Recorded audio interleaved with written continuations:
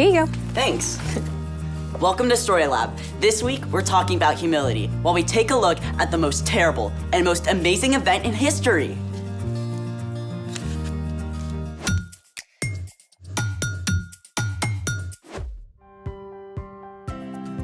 Hey, I'm Skylar. And I'm Sebastian. We're talking about humility, which is putting others first by giving up what you think you deserve. And we're also celebrating the most amazing example of humility ever. Easter! How are you celebrating? I practice my crafty skills. Oh, Easter tree, how lovely are your branches.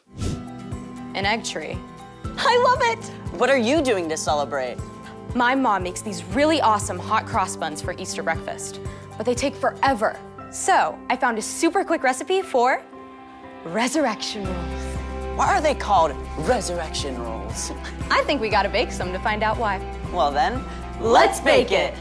Step 1, open a tube of crescent roll dough. Oh, can I do it? Be my guest. I love this part. Okay, just wait for this. What now? Step 2, take a marshmallow, then dip it in melted butter. Then you're gonna wanna roll it in some cinnamon sugar. I like my sugar with sugar. Step 3, place each marshmallow on the wide end of the dough. Then you're gonna wrap it up tightly.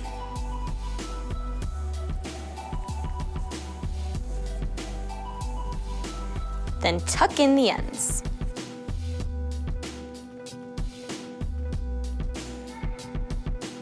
Do we do all of them? Yep, and you can roll them up if you want to.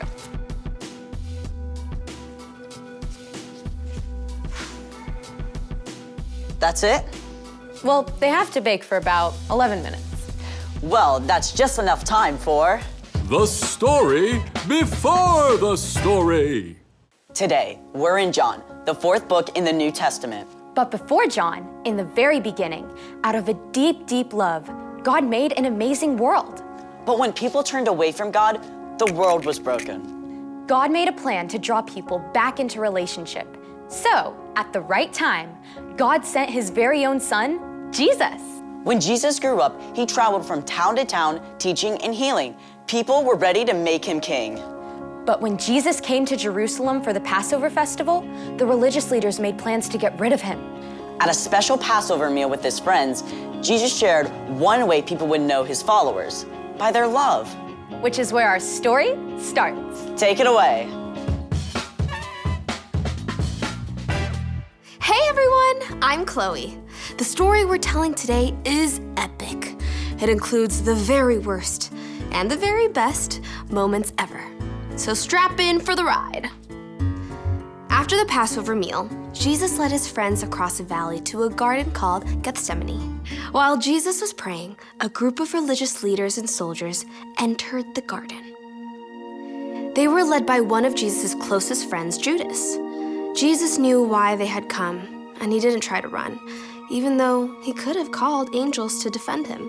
Who do you want? Jesus of Nazareth. I am he. Jesus actually allowed the soldiers to arrest him.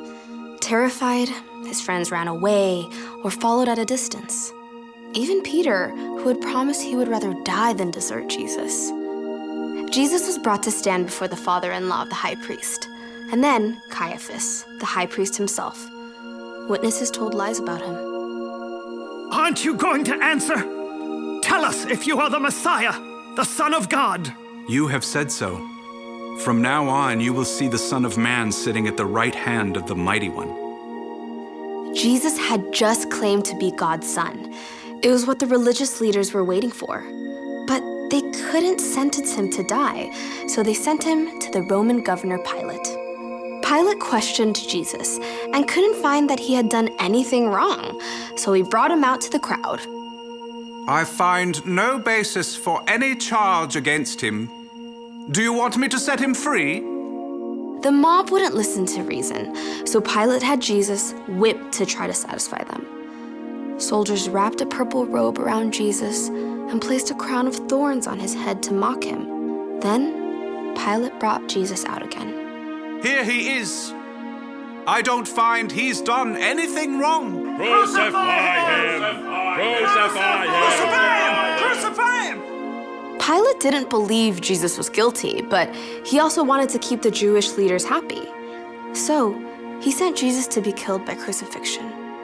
Jesus even had to carry his own heavy wooden cross through the dusty streets of Jerusalem. Outside the city walls, on the barren hill of Golgotha, Jesus was nailed to the cross. The soldiers placed him between two common thieves. Though most of Jesus' followers were hiding, his mother Mary and several others huddled below to see what would happen. At noon, darkness settled over the land. At last, Jesus cried out. It is finished. Then he bowed his head and died. The earth shook. Rocks split wide open. It was the deepest, darkest moment the world has ever known. God's very own son had chosen to give up his life. A follower of Jesus named Joseph from Arimathea took Jesus' body and laid it in his own tomb cut out of rock.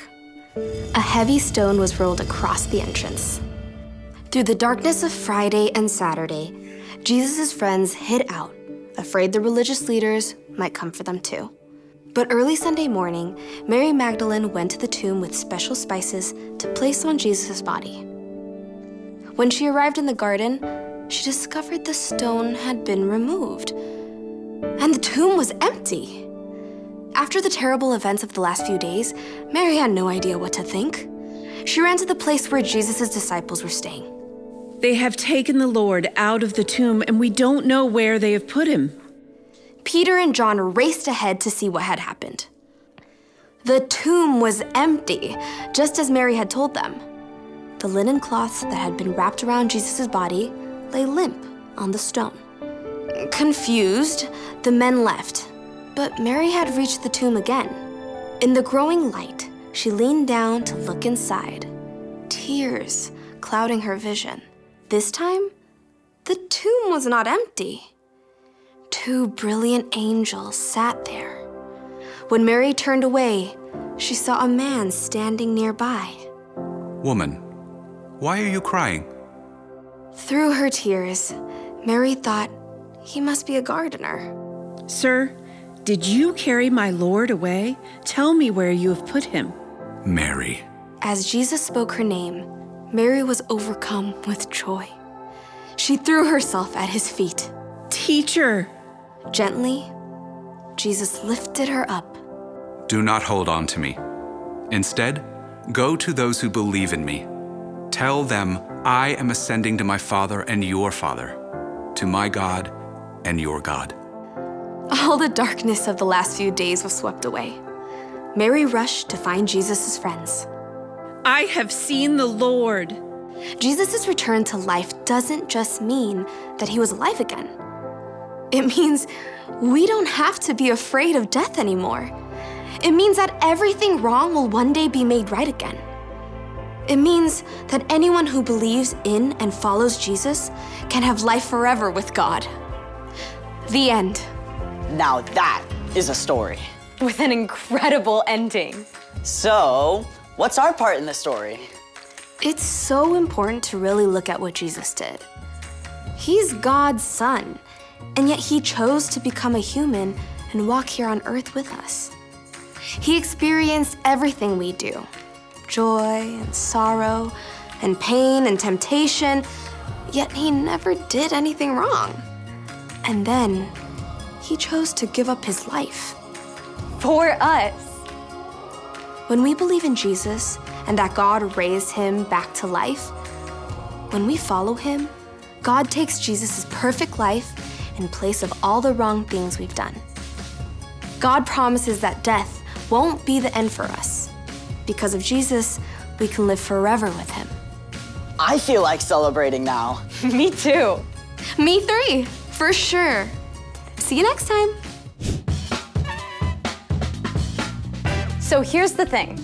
Celebrate because Jesus is alive. Bon appetit.